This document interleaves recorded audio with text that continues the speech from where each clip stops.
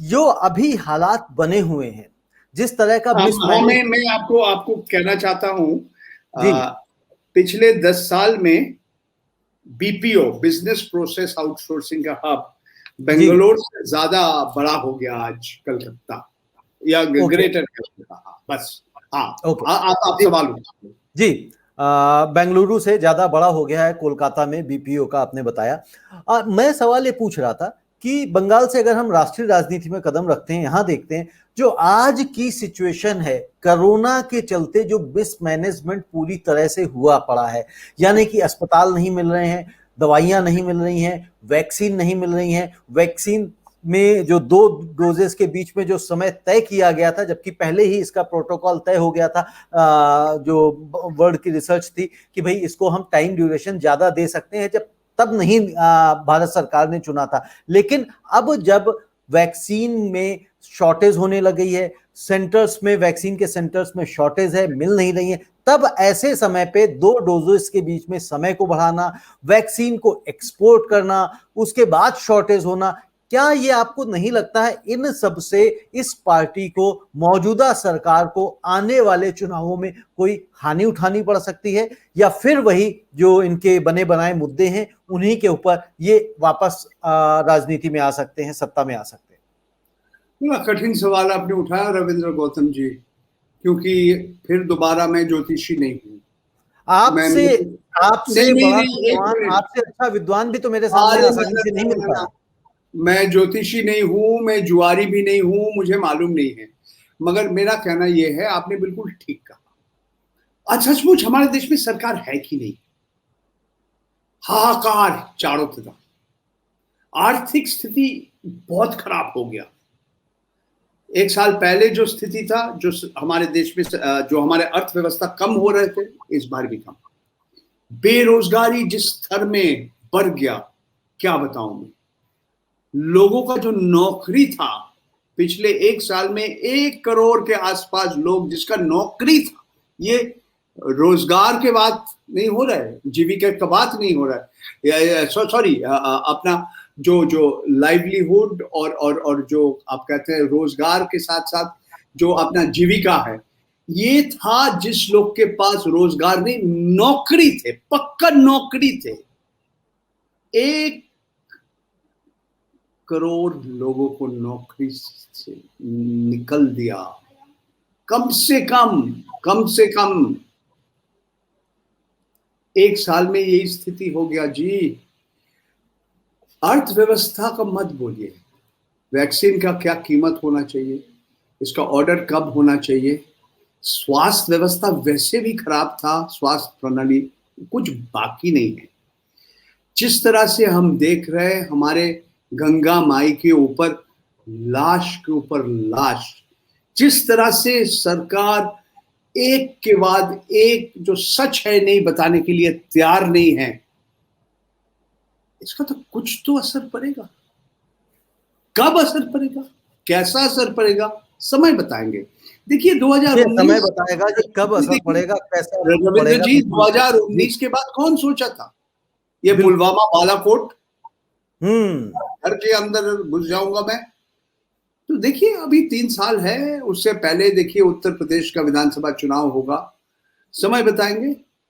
जी, विधानसभा चुनाव उत्तर प्रदेश का भी है, उत्तराखंड का भी है, पंजाब का भी है। ये जो अभी मौजूदा, यानी कि इससे पहले जो कांग्रेस की, जो यूपीए की गवर्नमेंट थी, जो इनका विपक्ष था, और खासतौर की यदि मैं कांग्रेस की बात करूं, जिस तरह से वहां पे अगर मान लीजिए अभी सोनिया गांधी अध्यक्ष बनी हुई हैं, वो खुद अस्वस्थ रहती हैं, तो ऐसी स्थिति में क्या आपको नहीं लगता है जी कांग्रेस पार्टी एक पार्ट टाइम पॉलिटिकल पार्टी बन के रह गई है? जब चुनाव अनाउंस होते हैं तो वो कहीं जाके 2 4 5 रैलियां कराते हैं उनके बड़े नेता लोग, और उसके बाद फिर घर में शांत बैठ जाते हैं। क्योंकि ये हम देख सकते हैं, यदि 3 सीटों से 77 सीटों पे पहुंचा जा सकता है, तो इनकी तो जहां पे 20 सीटें हैं, तो 20 से तो 200 पे पहुंच सकते होंगे, जहां 40 है वहां 40 से तो एक बहुमत में पहुंच सकते होंगे अगर ये मेहनत करें तो। मेहनत करें तो, मेहनत करेंगे, कौन नेता बनेगा? राहुल गांधी नहीं बनेंगे तो कौन नेता बनेगा? ये परिवारवाद परिवारवाद यही चल रहे हैं। और मोदी जी क्या, मोदी बनाम राहुल गांधी। देखिए कांग्रेस का आज क्यों ये हालत है, इस विषय के ऊपर अलग आप एक बार चर्चा कीजिए, क्योंकि 2-4 मिनट में मैं नहीं बता सकता, मगर ये हमें मानना पड़ेगा कि आज जितना कमजोर है कांग्रेस, 10% भी वोट नहीं है उनके पास। वो जो लीडर ऑफ द ऑपोजिशन बोलते हैं, नहीं, leader of the single largest party in opposition बन गया।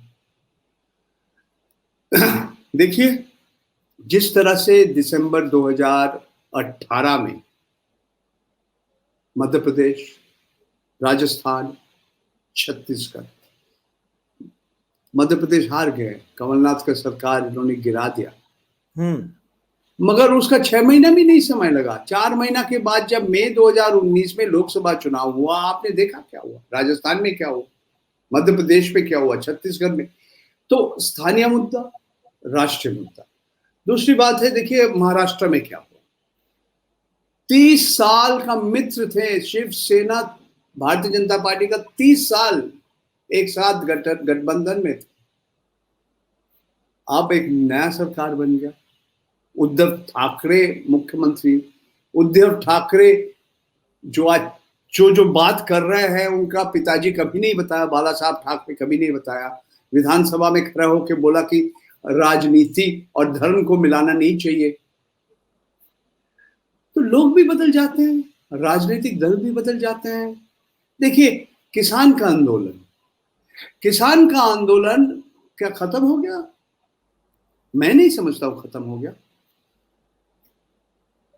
70 साल पहले, 75 साल पहले, जब इस देश का जो विभाजन हुई थी, 2 इलाका सबसे ज्यादा असर पड़ा, सबसे ज्यादा, एक पंजाब, एक बंगाल। ये दोनों इलाका का विभाजन हो गया। अब समय बताएंगे। बिल्कुल प्रंजय जी, मुझे आपकी बात बिल्कुल सही है कि बंगाल और पंजाब का राजनीति, दिल्ली का राजनीति में क्या असर पड़ेगा।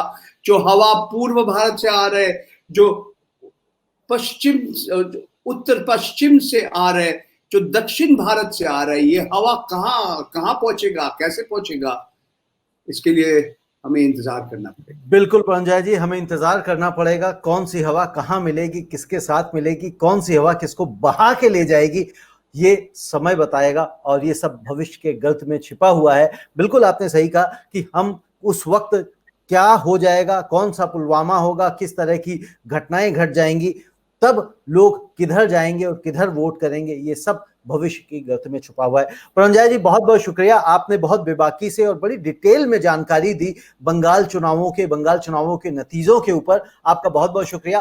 दोस्तों, हम लोग कल फिर मिलेंगे 9 बजे और किसी नए मुद्दे पर चर्चा करेंगे। तब तक के लिए धन्यवाद, नमस्ते।